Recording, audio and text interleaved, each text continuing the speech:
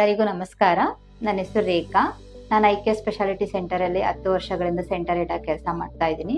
ನಾನು ನಿಮಗೆ ಲಾಸ್ಟ್ ವಿಡಿಯೋದಲ್ಲಿ ಹೇಳಿದಾಗೆ ಪೇಷಂಟ್ಸ್ಗಳು ಸಮಸ್ಯೆಗಳಿಂದ ಬರ್ತಾರೆ, ಅವ್ರು ಏನೇನು ಸಮಸ್ಯೆಗಳಿಂದ ಬಂದಿದ್ದಾರೆ ಅಂತ ನಾನು ಒಂದೇ ಒಂದು ಪೇಷಂಟ್ಸ್ ಬಗ್ಗೆ ಹೇಳಕ್ಕೆ ನಿಮ್ಗೆ ಇಷ್ಟಪಡ್ತೀನಿ.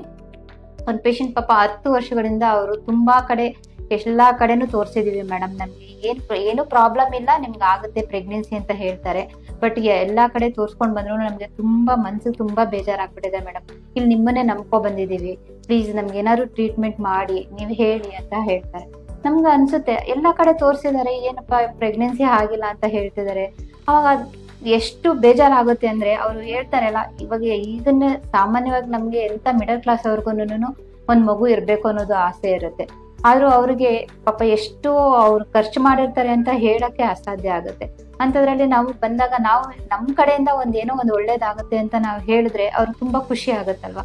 ನಾವು ಜಸ್ಟ್ ಅವ್ರಿಗೆ ಏನು ಟ್ರೀಟ್ ಮಾಡಿಲ್ಲ, ಜಸ್ಟ್ ಅವ್ರಿಗೆ ಹೇಳಿದ್ವಿ ನೀವೇನೇನ್ ತೋರ್ಸಿದೀರಾ, ಎಲ್ಲೆಲ್ಲಿ ತೋರ್ಸಿದೀರಾ ಅದೆಲ್ಲ ಫೈಲ್ಸ್ ಎಲ್ಲ ತಗೊಂಡ್ ಬನ್ನಿ, ಎಲ್ಲ ನಮ್ ಡಾಕ್ಟರ್ ರೆಫರ್ ಮಾಡ್ತಾರೆ, ನೋಡ್ತಾರೆ, ನಿಮ್ಗೆ ಆಗುತ್ತಾ ಆಗಲ್ವಾ ಅಂತ ಹೇಳ್ತಾರೆ ಅಂತ ಹೇಳಿದ್ವಿ. ಸರಿ ಅಂದ್ಬಿಟ್ಟು ಅವ್ರ ಪಾಪ ಎಲ್ಲ ಫೈಲ್ಸ್ ಎಲ್ಲ ತಗೊಂಡ್ ಬಂದ್ರು, ಎಲ್ಲ ತೋರ್ಸಿದ್ರು. ಅವ್ರಿಗೆ ಏನು ಪ್ರಾಬ್ಲಮ್ ಇಲ್ಲ, ಎಲ್ಲ ನಾರ್ಮಲ್ ಆಗೇ ಇತ್ತು.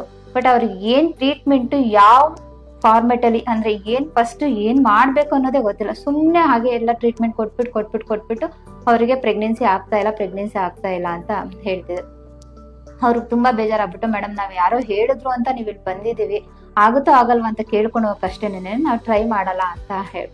ಸರಿ ಆಯ್ತು ಬಿಡಿ, ನಿಮ್ಗೆ ಇಷ್ಟ ಇದ್ರೆ ನೀವು ಒಂದು ನಂಬಿಕೆ ಇಟ್ಕೊಂಡು ಬಂದಿದ್ದೀರಾ, ನಿಮ್ ಭರವಸೆ ನಾವು ನಿಮ್ಗೆ ಭರವಸೆ ಕೊಡ್ಬೋದು, ಯಾಕಾಗಲ್ಲ ಪ್ರೆಗ್ನೆನ್ಸಿ ಟ್ರೈ ಮಾಡಿ ಆಗುತ್ತೆ ಅಂತ ಹೇಳ್ಬೋದೇ ಹೊರತು ನಾವೇ ಪ್ರೆಗ್ನೆನ್ಸಿ ಮಾಡ್ಕೊಡ್ತೀವಿ 100% ಅಂತ ಹೇಳಕ್ಕಾಗಲ್ಲ. ನಾವು ಡಾಕ್ಟ್ರು ಫೈಲ್ ಕೊಡ್ಬೇಕಾದಾಗ ಅವರು ಒಂದು ಸೆಂಟಿಮೆಂಟಲಿ ನನ್ಗೆ ಎಷ್ಟೋ ಪೇಷಂಟ್ಸ್ ಹೇಳಿದ್ದಾರೆ ನನಗೆ, ಅವರು ಡಾಕ್ಟ್ರು ನಮ್ಗೆ ಫೈಲ್ ವಾಪಸ್ ಕೊಡ್ಬೇಕಾದ್ರೆ ಮೇಡಮ್ ದೇವ್ರು ನೆನ್ಸ್ಕೊಂಡ್ ಕೊಡ್ತಾರಲ್ಲ, ಆ ಒಂದು ಸಿಚುವೇಶನ್ಗೆ ನಮ್ಗೆ ಪೇಷಂಟ್ ನಾವು ಮತ್ತೆ ವಾಪಸ್ ಇಲ್ಲಿ ಕ್ಲಿನಿಕ್ ಬರ್ಬೇಕು ಅನ್ನೋದು ನಮ್ಗೆ ಅಷ್ಟು ಭರವಸೆ ಕೊಡುತ್ತೆ ಮೇಡಮ್, ನಿಮ್ ಕ್ಲಿನಿಕ್ ಬರ್ಬೇಕು ಅಂತಂದ್ರೆ ಅಂತ ಪೇಷಂಟ್ ಹತ್ಕೊಂಡು ಬಂದು ನನ್ನ ಹತ್ರ ಹೇಳಿದ್ರು. ನೆಕ್ಸ್ಟ್ ಮಂತೇನೆ ಅವ್ರಿಗೆ ಏನು ಟ್ರೀಟ್ಮೆಂಟ್ ಕೊಟ್ಟಿಲ್ಲ ನಾವು, ಅವ್ರು ಕನ್ಸೀವ್ ಆಗಿ ಬಂದಿದ್ದಾರೆ. ಇದಕ್ಕೆ ಏನ್ ಹೇಳ್ತೀರಾ, ಇದನ್ನ ಮಿರಾಕುಲ್ ಅಂತೀರಾ? ಅವ್ರ ಮನ್ಸಲ್ಲಿ ಇದ್ದದಕ್ಕೆ ನಮ್ಗೆ ನನ್ ನಿಜ ಹೇಳ್ಬೇಕು ಅಂತಂದ್ರೆ ಎಷ್ಟು ಖುಷಿ ಆಯ್ತು ಅಂದ್ರೆ, ಅವ್ರು ಖುಷಿ ಆಗೋದಕ್ಕಿಂತ ಹೆಚ್ಚಾಗಿ ನಮಗ್ ಖುಷಿ ಆಯ್ತು ನಮ್ಗೆ.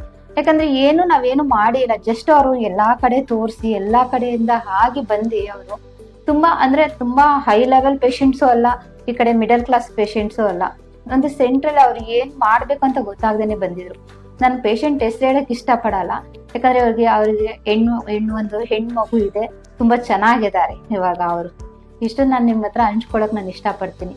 ಹಾಗೆ ನಾವು ಫಸ್ಟ್ ಏನಂದ್ರೆ ನಮ್ಗೆ ನಂಬಿಕೆ ಇರಬೇಕು, ನಮ್ಮಲ್ಲಿ ಭರವಸೆ ಇಟ್ಕೊಂಡ್ ಬರ್ಬೇಕು, ನಮ್ ಕೈಲಾಗೋ ಸಹಾಯ ಮಾಡೋಣ. ಇವಾಗ ನಾವು ಒಬ್ರಿಗೆ ಹೇಳಿದ್ರೆ ಅದರಿಂದ ಇನ್ನೊಬ್ರಿಗೆ ಹೆಲ್ಪ್ ಆಗುತ್ತೆ.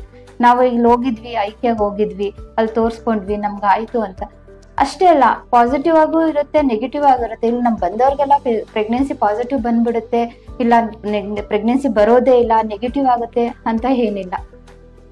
ನಮ್ ಪ್ರಯತ್ನ ನಾವು ಪಡ್ತಾ ಇರ್ಬೇಕು. ನಮ್ ಪ್ರಯತ್ನ ನಾವು ಪಡೆದೇನೇನೆ, ನಾವು ಎಲ್ಲೂ ತೋರಿಸ್ತೇನೇನೆ, ಏನು ಮಾಡ್ದೇನೇನೆ. ಇವಾಗಿನ ಜನರೇಷನ್ಗೆ ಏನಂದ್ರೆ, ಅಯ್ಯೋ ಹೋದ್ರೆ ಏನ್ ಹೇಳ್ತಾರೋ ಡಾಕ್ಟ್ರು, ನಾವ್ ತೋರ್ಸ್ಕೊಂಡ್ರೆ ಏನ್ ಹೇಳ್ತಾರೋ ಅಂತಾರೆ.